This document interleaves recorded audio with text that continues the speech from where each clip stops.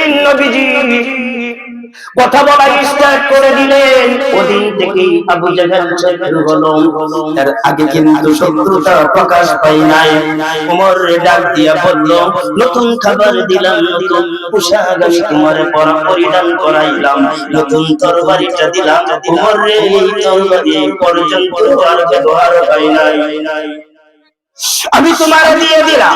হযরত উমর ডাক দিয়া বলে, লিডার কথা বলো, কি করতে গেলেন? আব্দুল্লাহর গোলাম মুহাম্মদের পাল্লাটা বডি থেকে আলাদা করে আমার কাছে জমা দিবে, আমার ঘরের দরজার চৌকাঠে ঝুলাইয়া রাখবো। আউযু বিল্লাহি উমর ডাক দিয়া কয়, লিডার এটা কোনো কাজ হলো? এটা একটা কাজ হইলো, এটা আমি উমরের জন্য ওয়ান টাইম কাজ। আমি যাব আর আসবো, লিডার তুমি কাঁদবে না, তোমার চোখের পানি মুছে ফেলো, আমি যাব আর আসবো। উমর রেডি হয়েছে। আবু জাহেল ডাক দিয়া বলেন, উমর দাঁড়া। উমর দাঁড়াইলো। আবু জাহেল ডাক দিয়া কয়, হাত থেকে তরবারিটা বের করে দেই। উন্মুক্ত তরবারি হাতে নিয়ে যাবে। আব্দুল্লাহর গোলাম মুহাম্মদ সামনে এসে গেলেন। হাত থেকে তরবারি বের করতে দেরি হবে, এই জন্য তুই এখান থেকেই প্রস্তুতি অবলম্বন করে যাবে, আল্লাহ যেন আনতে দেরি না হয়। বন্ধুরে, কত বিকওয়ার্ড প্লেস তখনকার সময়ে ছিল, এখন আমরা কত সুন্দরভাবে জীবন গড়াই।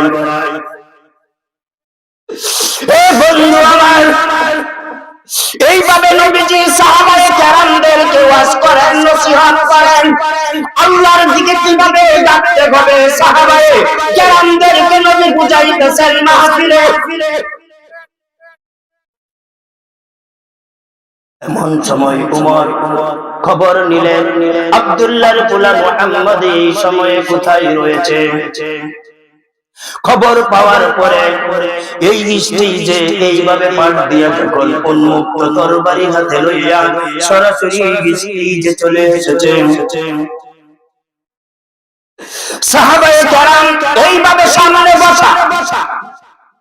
উমরের সিস্টেম দেখার পরে, উমরের কোয়ালিটি দেখার পরে সাহাবায়ে কেরাম আশ্চর্যান্বিত হয়ে গেছেন। আজকে জানি স্টেজে কি হয়,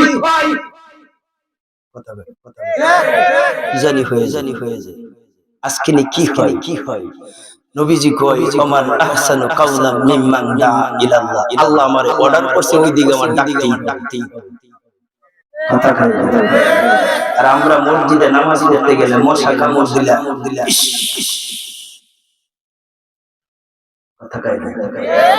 মশার কামড় দেওয়ার পরে নামাজের ভিতরে আমলে কাসির ঢুকে যায়। কথা খাই না, নামাজে আমলে কাসির ঢুকলে নামাজ থাকে। নামাজ কয় I am very very sorry, তুই মশাই মার, আমি জানি। কথা খাই, তোর মতে মশা মারার কাছে আমি না। নামাজ কয়, হে মশা মারিন না, মশাই মার, আমি না। আরে বাবা, কথা খাই না। 90 বছর ধরে ইবাদত করে হাসরের মাঠে যায় দেখবে সব লাল কালি মার। 90টা বছর ধরে ইবাদত করে হাসরের মাঠে যায় দেখবে সব লাল কালি মার। কথা কয় না। এমন আমলদারি হাসরের মাঠে যাইতো না। আর ফেচ্ছার সবাই একবার আল্লাহর ওলি হয়ে গেছে। কথা কয় না। ওই মাঠে দাঁড়াবে সব লাল কালি মার। ওরা কইবো, আল্লাহ বুড়ো খেতে পানি উঠাইছি ফজরের নামাজ পড়ে। কনকনে শীত, মানুষ মুজা সুজুতা পাউজে ঘুরছে, আর আমি জুতা ছাড়া লুঙ্গিটা হাঁটুর উপরে উড়াইয়া। কথা কয়, আল্লাহর লগে কথা কয়, লুঙ্গি হাঁটুর উপরে উঠায়া জুতা ছাড়া জমিনে ঠান্ডার মধ্যে, কাদার মধ্যে, পানির মধ্যে হাল বাইছে। কথা কয় না। আল্লাহ হে ইবাদত তুমি ক্যান্সেল করে দিছো। আল্লাহ কয়, বেয়াদব, হাঁটুর উপরে কাপড় উঠাইছিলি। কাম করছিলে, ফজরের নামাজ পড়ছো, জমিনে গেছো, ভালো কথা, হাল চইছো। মুসলমানদের হাল চাওয়াও ইবাদত। হাল চাষ করছো, ভালো, এইটাও ভালো। তবে বেটা তুই হাঁটুর উপরে কাপড় উঠাইছিলে কেন? এই জন্য ফজর দিলে, তাই নাকি? আল্লাহ তখন ওটা কান্দা শুরু করল। আল্লাহ আরেকবার পাড়া হাড়ু নিচে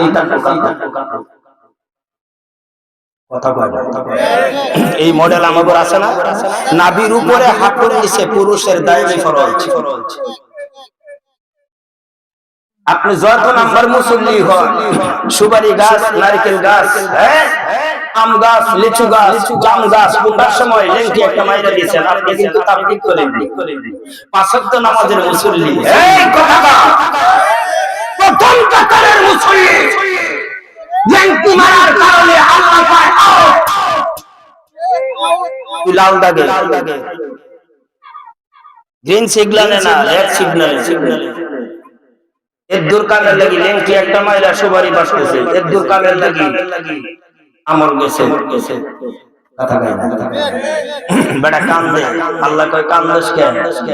এত পরিশ্রমের ইবাদত, দোকানটাই ডিলেট, দুঃখে কান্দছি আল্লাহ। জগতেও সুখ পাইলাম না, কারণ ঠাট করতে করতে জীবন গেল। বাদাম বেচতে বেচতে জীবন গেছে।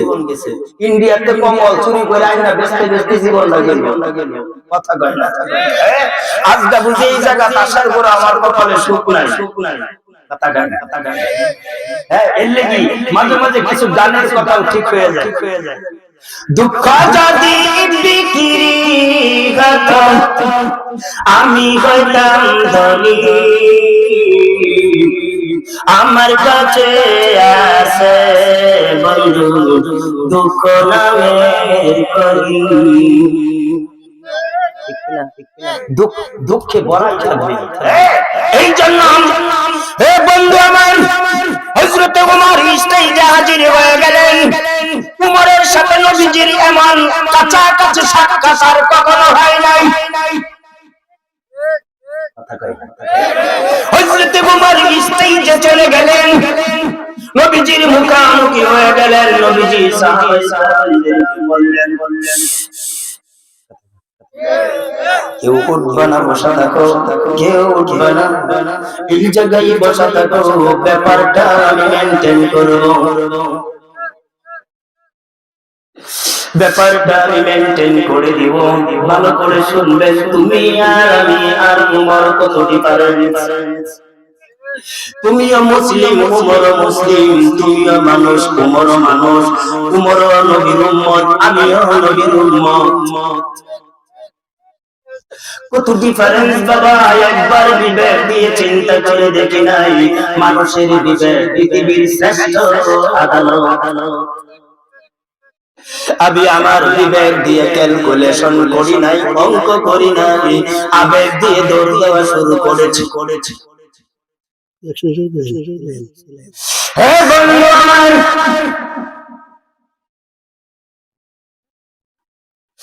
আপনাদেরকে বলতে চেয়েছিলাম, হযরত ওমর নবীজির দিকে তাকালেন, নবী ওমরের দিকে। নবীজি তায়েফের ময়দানে যায়েদ ডাক দিয়া কয়, যায়েদ আমি তায়েফের ময়দানে দাওয়াত দিতে এসেছিলাম। এই তায়েফের ময়দানে যুবকগুলি আমাকে পিছন দিক দিয়া পাথর মেরেছে। এই যুবকটি যদি সামন দিক দিয়া পাথর মারতো, যায়েদ রে আল্লাহর কসম একটা যুবকও আমারে পাথর মারতো না। ওরা আমারে দেখে নাই, পিছন দিক দিয়া পাথর মেরেছে। আমার যদি সামনের দিক দিয়া ওরা আসতো, আমি নবীরে দেখতো, তাহলে নবীকে দেখা মাত্রই ওদের অন্তরের ভিতরে প্রেম জাগ্রত হয়ে যেত। ভালোবাসতে চাই নবীকে বাসো, সাহাবীরা ভালোবাসতেন হাদিসে দেখুন।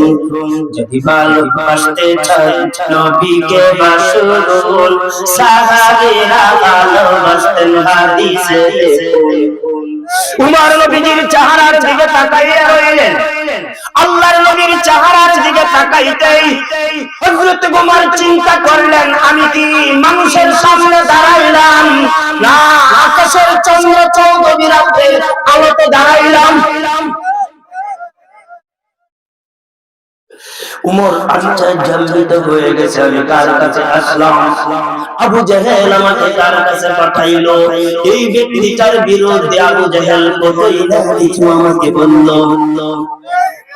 এমন ব্যক্তির বিরুদ্ধে এই আহম্মদ এই কথাগুলি বললো কি করে? নবীজির চেহারার দিকে তাকাই, নবীর চুল, নবীর ভুরু, নবীর কপাল, নবীর নাভি, নবীর দাঁত দেখার পরে হযরত ওমর স্টেজের ভেতরে উন্মুক্ত তরবারি তার হাতে, সাহাবীরা তাকাইয়া রইছে নবীর দিকে। ওমর নবীর দিকে তাকানো, হযরত ওমর নবীজির দিকে তাকানোর কারণে জীবনের ফার্স্ট কাছাকাছি নবীরে এইভাবে দেখার কারণে ওমর যে নবীজির বিরুদ্ধে তরবারি হাতে এনেছিল, হাতের তরবারির কথা আর মনে নাই। স্টেজের ব্যাপারে নবীজির চেহারার দিকে তাকাইতেই তরবারিটা পড়ে যায়। হাতটা এইভাবেই রইল, নবীজির দিকে তাকাইয়াই থাকলো। নবীজি তরবারি উঠালেন, উমরে ডাক দিয়া বললেন, উমর তুমি যে ডিসিশনে স্টেজে এসেছো, তোমার টার্গেট কমপ্লিট করো, তুমি কেন এসেছো? ওমর চোখ থেকে টিপ টিপ করে পানি ছেড়ে দিয়ে ডাক দিয়ে বলেন, ইয়া রাসূলুল্লাহ, আর আমাকে লজ্জা দিয়ে দাও, আমি ভুল করে ফেলেছি। লিডার আমার ভালো না, এই লিডারের কমন সেন্স ভালো না রে নবী। যেই লিডারের অর্ডারে আমি স্টেজে হাজির হয়ে গেছি, এই ইন্টারন্যাশনাল মূর্খ, ও আপনার ব্যাপারে জানে না, রিচার্জ করে নাই, বিটেক দিয়ে অঙ্ক করে নাই, বিদায় তরবারিটা আপনার বিরুদ্ধে আমাকে দিয়েছে। নবী আপনার চেহারা দেখার পরে আমার অন্তর ভিজে গেছে, পিপাসা গড়িয়ে লেগেছে, আমি দুর্বল হয়ে গেছি। নবী নবী নবী নবী নবী তুমি বলো, তোমার সামনে সাহাবায়ে কেরাম, হে বন্ধু আমার, এই কথাগুলি আস্তে আস্তে বলবো।